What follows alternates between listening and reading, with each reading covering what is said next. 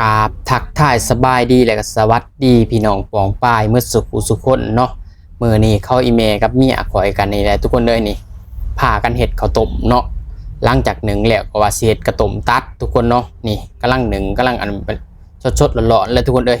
ถามมันสุกก่อนนี่ส่วนว่าเมียข่อยก็มาเกี่ยมทุกคนเลยมาขูดมะพร้าวต่อทุกคนเลยขูดมะพร้าวก็บ่ได้ใส่กระต่ายเนาะเพราะว่าบ่มีกระต่ายทุกคนเลยนี่แหละเนาะว่าสิเอาผ้าเบี้ยขูดก็มันเจ็บมือทุกคนเลยนี่เมียข่อยก็เอาบ่วงขูดเอาเลยทุกคนเลยโอ้ยแบบว่า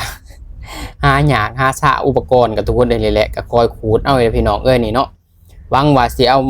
ข้าวต้มมาแล้วไม่เฮ็ดกระต้มตัดทุกคนเลยเนาะถามมันสุกก่อนทุกคนว่าสิเฮ็ดได้หรือบ่ได้เนาะนี่หลังจากมันสุกออกมาแล้วคาหน้าคาตาก็เป็นแบบนี้ทุกคนเลย